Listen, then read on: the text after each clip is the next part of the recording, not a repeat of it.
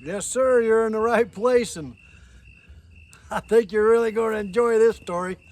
We're going to tell a very true story about a road trip. I know a lot of people have been on road trips. You think you've been on a road trip.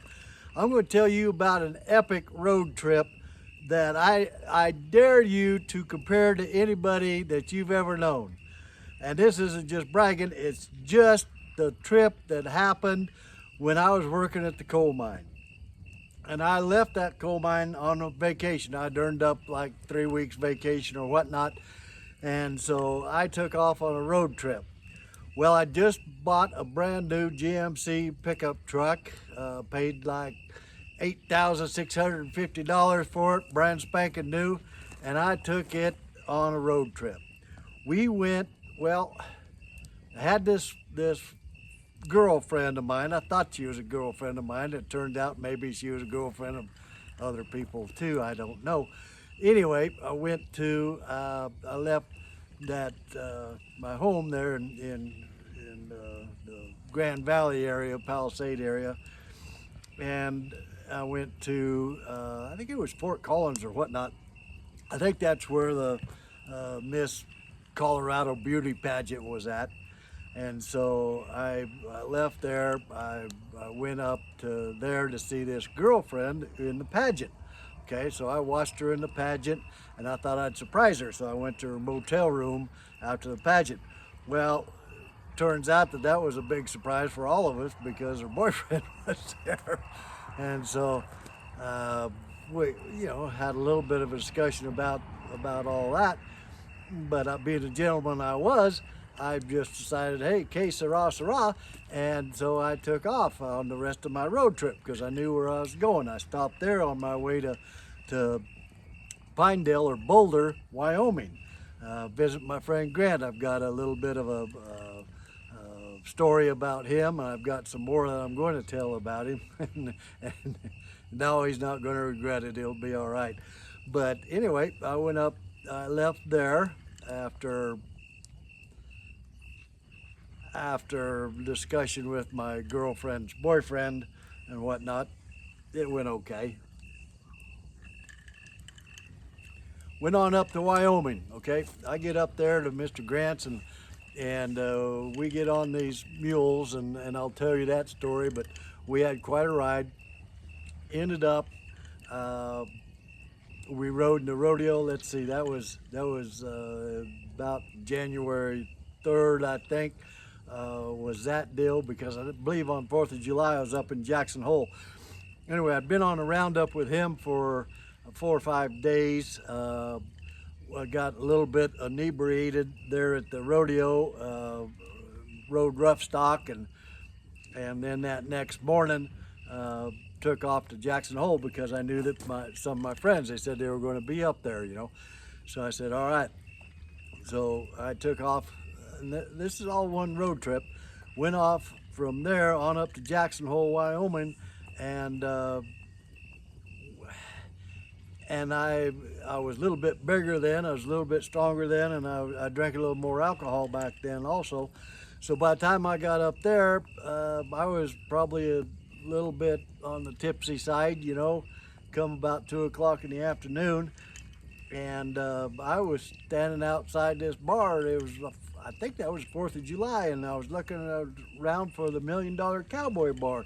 And I was looking around, and dang, I couldn't find it. But here's all these pretty ladies, walking by in their Daisy Dukes and cowboy hats. And I said, wow, this is like paradise for me. It was wonderful.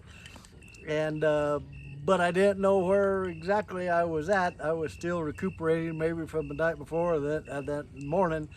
But anyway, I knew my buddies were up there, and so I was trying to find that $1 Million Cowboy bar. I hadn't been up there before.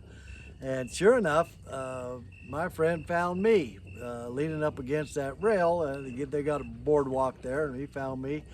And well, a whole group of them, my brother and several others, and they bumped into me and said, hey, what are you doing? And I said, well, I'm looking for the $1 Million Cowboy bar.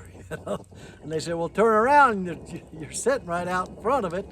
So we went in there, and I think we spent a couple of days probably in the bar, uh, and some of the nights, and some of the nights that weren't in the bar should have probably been safer in the bar, because I remember my friend, we had fireworks and whatnot, and they were running around fireworks late at night. I mean, this is, or not late at night, early in the morning, like 2, 3 o'clock in the morning, and being idiots, I mean, that's what we did back then. And they were throwing rockets, pop ball rockets and whatnot. These aren't the little ones that go fizz, bing. These are ones that are, they're like an M80 attached attached to a rocket.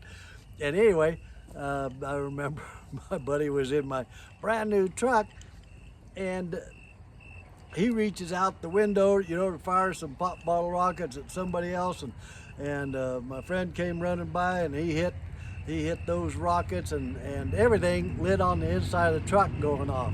Well, I jumped out of the truck, but there was enough going on that it got underneath the cushion on that front seat, set that cushion on fire. So we had to put that out on my new truck. Anyway, I know we spent the night out. We finally passed out there, and just slept in the truck, and from there, I know that they were going to stay there for another day or two or something like that, and I was on a road trip, so I took off. So I'd been all the way up through Colorado and now into Wyoming and whatnot, and I was on my way to Mexico. So, but I knew a girlfriend of one of my friends lived down there in not San Jose, Santa Barbara. And so I was going to go stay with her for a little bit and see California, and then go on down into Mexico. Well, I did. I left those guys up there one of those mornings, and it's kind of a blur. That whole deal was kind of a blur, but left them up there. And I take off for California or Mexico. Well, I get into Utah. Now I'm young, I'm dumb, and I'm running down the interstate right through Salt Lake City there. And back then it wasn't even like an interstate like it is now. I mean, it was Boise and all that stuff. I mean, it's just everything Napa. That whole thing just kind of ran all together, I guess. I don't know, but I got down there, I got through there, and then down in Salt Lake, and then I got pulled over. Well, I wasn't doing anything wrong, and I wasn't inebriated, but the officer pulled me out of a group of bunch of vehicles that were doing just, I don't know, probably 10 mile an hour over the speed limit, right?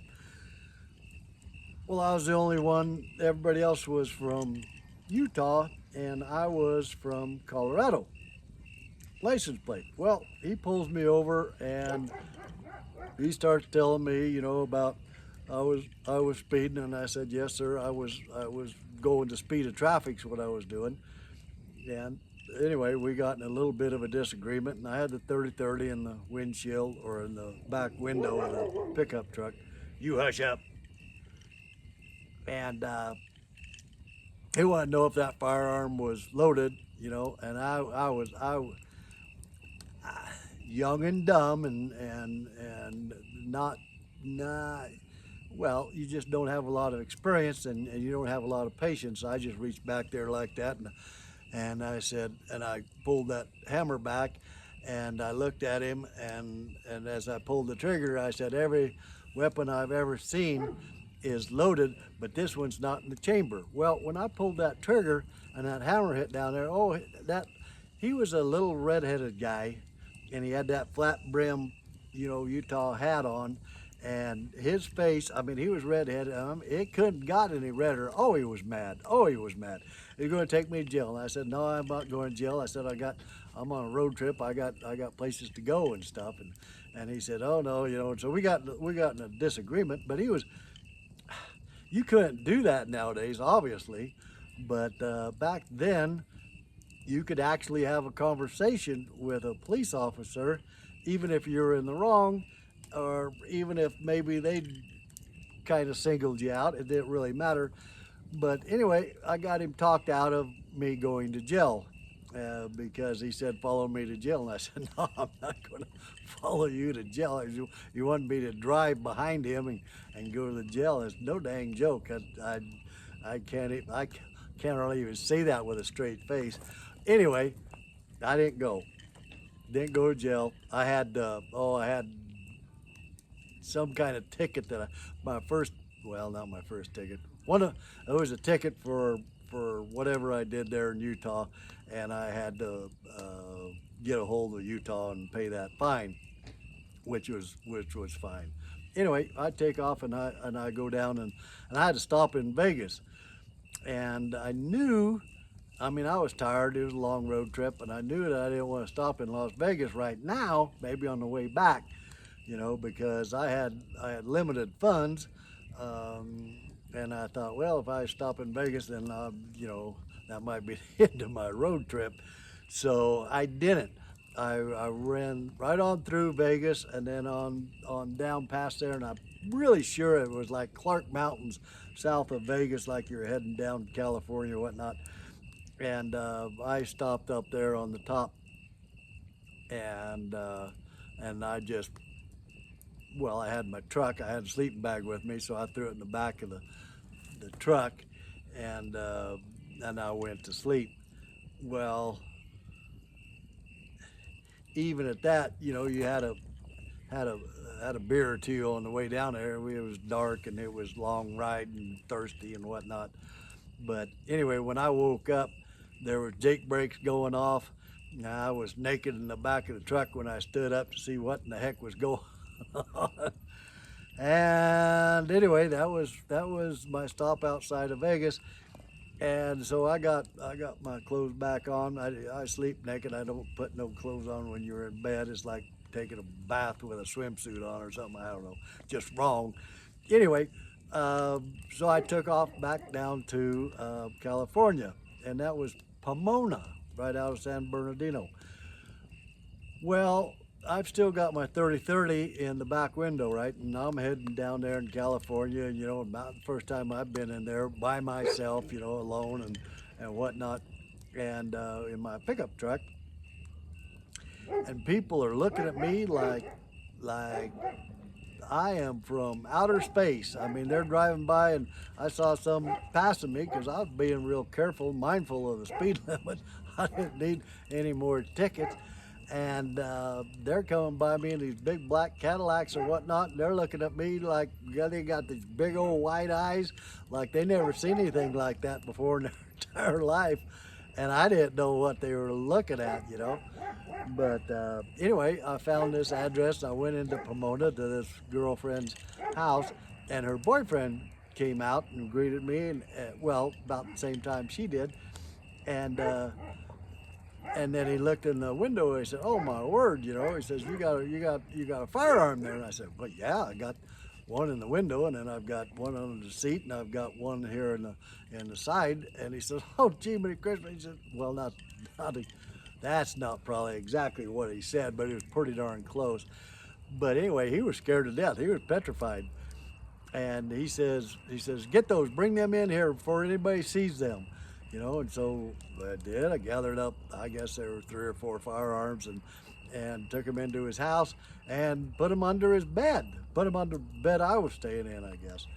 And he was terrified. He says, "Oh yeah," he says, it was a punk rockers back then.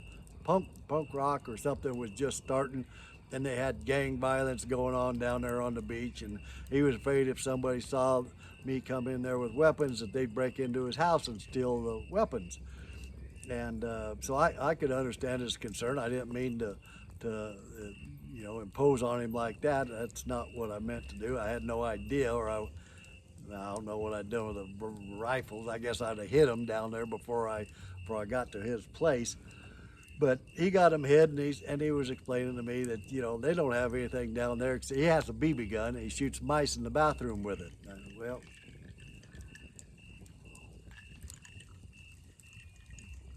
I don't shoot mice.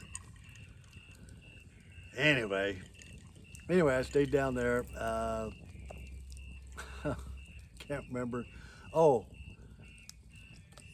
they took me to a bar, and we partied there for a day or two, I guess. And I went on down to Chula Vista, and that's where I had a girlfriend acquaintance I knew down there in Chula Vista. I mean, it was just a pretty good road trip, and I was trying to make the very best of it. And she was just cuter than a bug's butt. But she had a brother, and he was kind of, I did not know this at the time, but he was gay. And so, he was a great guy. I liked him. He was a fine guy, but he took me, and he probably thought it was a nice joke or whatever, but he took me to this gay bar. So here I am down in San Bernardino, well, no, that was Chula Vista, and takes me to this gay bar. Well, I'm in my cowboy hat. I got cowboy clothes on, and they looked at me like a fresh piece of meat, I think, when I walked. It's no joke. It was the spookiest feeling I ever had. I know now what, like a good-looking woman walks into a bar or something, and all these men turn at her and say, "Oh, my word," It's like, whoa, this is scary. This is scary stuff. So, anyway, I was trying to stay incognito there. I got in a little booth by myself, well, with him and his friends, and I tried to stay away, and I wasn't dancing. And men are dancing with men out there on the dance floor to some kind of punk rock music, and I was just going, wow, how in the world did I end up here? So anyway, some big old guy he decided to come over, and I was a little bit bigger then, but he was a lot bigger than me. And he just stood there with his arm up against the post there, right there by my booth, and kind of stared at me. And I thought, I'm probably not going to get out of this alive, or at least we're going to go to jail. And about then I decided, okay, I'd had enough of it. And my friend knew that I'd had enough of it, and he went ahead and we got up and we left that establishment. And it was a very good thing, good judgment on his part, and great patience on mine. And so anyway, we did that. So now I've gone down through from Wyoming down into Southern California. Well, it's time to go to Tijuana. Well, Tijuana back then, I don't know what it is like now. I mean, that was just about 45 years ago. But Tijuana was not one of your normal vacation spots down there, I guess. I mean, it got a little salty in there in places. Well, I didn't want to go into Tijuana. I really didn't want to go into Mexico. I was wanting to park on the California side or whatnot and not cross the border. Well, I got in traffic. First thing I knew, boom, I'm across the border. I don't know how you just boom go across the border without anybody checking you, but I did. And I got across there, and I said, well, dang. I've heard a lot of bad things about this thing, and I want to be kind of safe. And so I just found the nearest place to park. A little Mexican boy comes up, and I can't remember what it was, for $2 or something like that. He was going to watch my truck and make sure nothing happened to it. And I said, okay, you can do that. And then he would get me a cabbie that would take me into Tijuana. And I mean, the roads are full of, it's dirt, and they're full of big old potholes and whatnot. Anyway, I go down there and into Tijuana, and I stayed there long enough to sample the worm in the bottle of that bottle, and see things that you shouldn't see. And then I came back. Well, my truck was still there. I didn't see the young man, but my truck was still there, and it was all good. And so I thought, well, that's wonderful, because I'm not in very good shape, but I'm glad my truck is. So I go back across the border, and they ask you what you've been doing and whatnot, and there was no big deal. I don't know if I bought anything down there or not. Oh, maybe a sombrero or something. Anyway, declared that, went across the border, no big deal. And so I started back towards home. Well, that's when I went to Las Vegas. Well, I did stop in Las Vegas. I had money left, and I thought, well, that's a crying shame to have money left, when you're going on this big old road trip and you're going through Las Vegas. So I go into Las Vegas. I'm there by myself. I got a hotel room, the Tropicana, I do believe it was, Tropicana Hotel, and I did not drive down on the strip. I think I took a cab, and they took me down to the strip. And I'm walking down there, seeing all the sights. I mean, it's just absolutely phenomenal, you know. And even back then, now it's just, you know, 100 times more exotic than what it was. But so anyway, I went there and I'll walk in the strip and you know, several ladies would stop by and comment on you and how good looking you were and you know, if you wanted to go spend some time with them. Well, I didn't. Well, I kind of did, but I didn't at the same time because I only had so much money anyway, and I didn't want to waste it. But anyway, so I went into this bar. I saw this bar there, and it was called, I believe it was a country club. I mean, granted, this has been 35 years, 45 years ago, whatnot. Um, and so I've forgotten a little bit.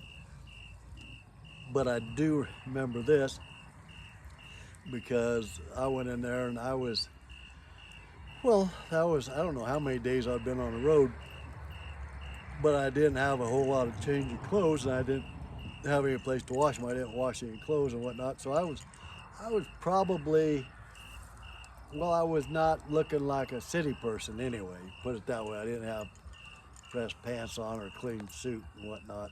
But I was sitting there at the bar, and came in this two very distinguished looking gentlemen, and they sat down there at the bar, and they started drinking, and they were just having a grand old time. And then they started visiting with me, and it found out that one of them was the director of the Reno Rodeo.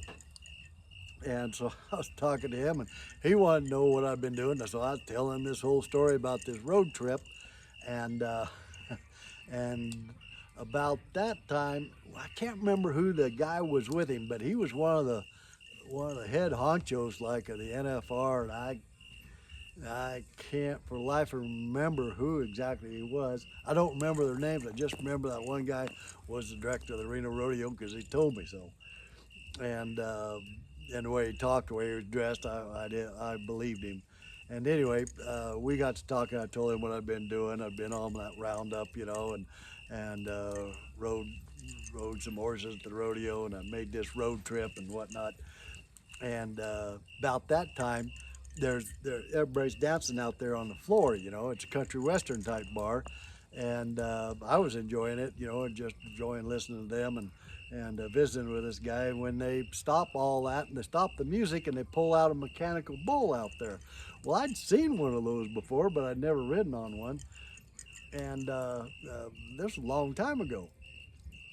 So anyway, they start their bucking people out there, you know, and so their people are going down there, guys are going down there, and you know, these are all city folk. I mean, they can't ride worth squat, you know, and so they get this little lopey type deal, and boom, they're off. Well, and then this Reno director, he starts yelling, you know, well, no, he asked me, he says, you need to go ride that bull. And I said, no, I'm not going to ride that bull. He says, oh yeah, you need to go ride that bull. And I said, no, I'm not going to ride that bull. He says, I'll buy you drinks. I said, no, I'm not going to ride that bull. And he says, you're going to ride that bull. And he started yelling, you know, I got a real cowboy over here. I says, he's going to ride that bull. And I said, no, I'm not. And then people started cheering and clapping and whatnot and stroking your ego. And it was like, oh my word, here we go. So, okay, I said, all right, I'll ride the bull. So I went up there and it looked like my battery's going about dead on my phone. Anyway, I got on that bull, and the director was yelling at the guy. He says, turn it up, you know, turn it up. He looks over at me, the guy running the bull, says, you want to turn it up? I said, well, sure, go ahead. And so he turns it up, and yelling at him, turn it up some more. He says, you want to turn it up some more? And I said, yeah, you can turn it up some more. Now he's got the thing going pretty hard now, and I'm looking at it like, all right, that that's going to be a little bit of a challenge. And so I jump on there and I start riding, and he starts bucking me. And I swear, if it wasn't going so fast and so hard, I was looking for a place to fall off and trying to get off, because my arm felt like it was coming clear out of its socket. All the ligaments and tendons and everything, bicep muscle in my arm was gone. And I was looking for a place to get off, but I couldn't, because he was bucking me so hard. About the time I'd try and fall off this way, boom, he'd come back underneath me, and boom, he'd come back underneath me again. And I was up there just dying, and I know he kept me on there for more than 8 seconds. Anyway, I got off, and he didn't buck me off. I got off, and I got drinks bought for me for the rest of the night. Next morning, I could not shift with my right hand. I had a 4-speed truck in there, and so I had to shift with my left hand going home, because my right arm was absolute mush. I tore everything out of there that was available, just trying to stay on that dang thing. Anyway, so I got up and got in the truck, put my arm in a sling so I could support it so it wouldn't hurt quite so bad. And I started from Las Vegas back to Colorado, and then I made it back to Colorado, and I made it home, and so that's the story of my road trip. And if you've got one better than that, you let me know, because I want to hear it. Have a good evening.